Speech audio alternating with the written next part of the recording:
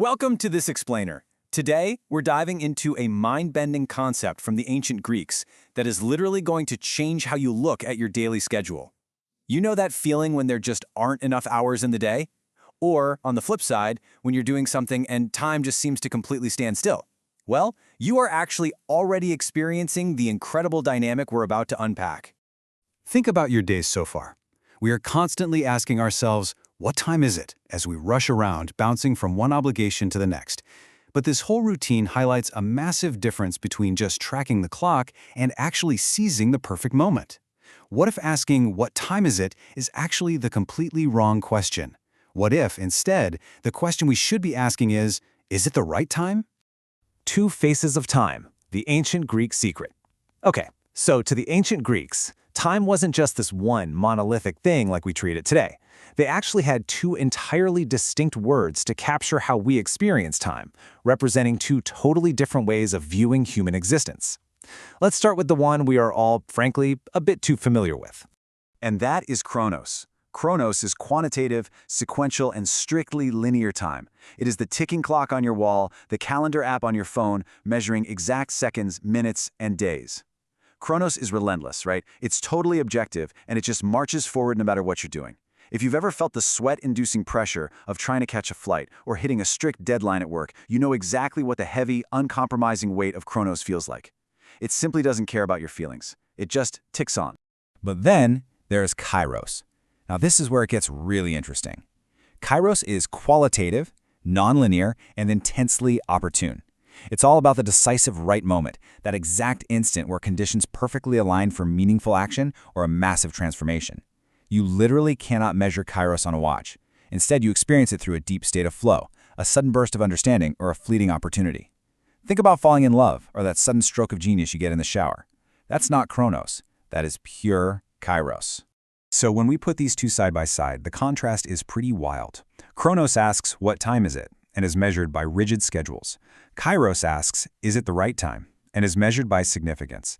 The crazy thing is, we live in a modern world engineered entirely around the rigid nature of Chronos, meeting deadlines, catching flights. Yet all our actual deep human fulfillment relies completely on the qualitative, dynamic magic of Kairos. The Greeks actually personified this contrast beautifully to make it super visceral. On one hand, they depicted Chronos as a grim, bearded old man with a scythe. We basically know him today as Father Time, constantly cutting away at our limited lifespan. But Kairos? Kairos was shown as this swift, winged youth. He literally had wings on his feet and a single lock of hair on his forehead. Why just one lock of hair? Because he represents a fleeting opportunity. You have to grab him by the forelock as he approaches, because once he rushes past, the back of his head is completely bald, there's nothing to grab onto, and boom, the moment is gone forever. The modern tug-of-war, balancing the clock and the moment. Now, obviously, we aren't ancient Greeks wandering around in togas today, but let's dive into how this intense, constant tug-of-war between these two forces completely dictates how we live, work, and interact with the world around us.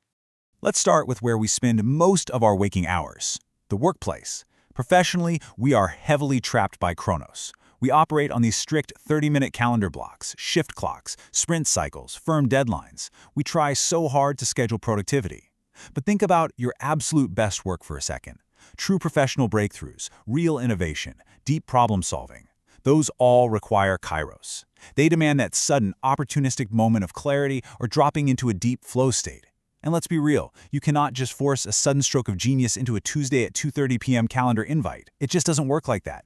We also see this tug-of-war super vividly with our technology. I mean, our smartphones push us into a state of absolute hyper-Chronos. We are constantly bombarded with real-time alerts, screen time metrics, endless digital scheduling. It is a relentless, exhausting tick-tick-tick. Yet, ironically enough, the digital content that actually captures our collective attention relies entirely on Kairos. Think about it. A viral trend doesn't happen just because of a clock. It happens because someone released a post or an idea at the exact receptive cultural moment. The digital world forces Chronos down our throats, but it completely rewards Kairos. The human experience, moving beyond societal schedules. When we zoom out to the macro level of our entire lives, we uncover something really profound about the friction we feel every day. So much of our personal anxiety actually comes from confusing these two concepts. Take personal milestones. Society relentlessly pressures us with chronological deadlines based entirely on our age. You know the drill. Get a degree by 22, have your entire life figured out by 30, retire by 65. That is 100% Chronos. But the reality of being human is that the major, life-altering events like finding love, changing your career path, or even deeply grieving a loss, those things only happen when your internal kairotic moment is right. Personal readiness honestly doesn't care at all about the number of candles on your birthday cake. And this divide runs so deep, it even impacts how we approach well-being. Western medicine, for instance, often tracks illnesses over linear months or years. Actually, fun fact, we even use the word chronic, which literally comes from the same root as Chronos, to describe long-term conditions. But if you view health through a kairotic lens, it completely flips the paradigm. True healing or personal transformation often requires seizing a decisive turning point.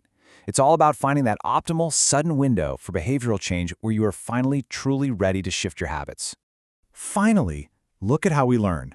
Our school systems run on a remarkably strict, rigid diet of Chronos. Synchronized testing, fixed term lengths, those rigid 45-minute class periods. The bell rings and boom, learning stops. But a kairotic approach to education that understands that the absolute most profound learning happens when a teacher is actually willing to pause that rigid schedule.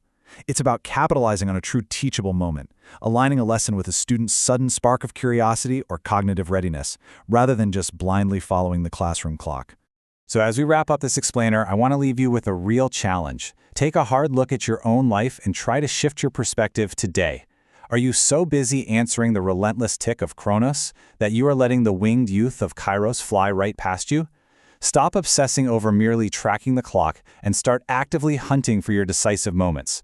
Because when you get right down to it, a well-lived life isn't measured in minutes and seconds, it is measured in the profound moments you choose to seize. So what will your next Kairos moment be?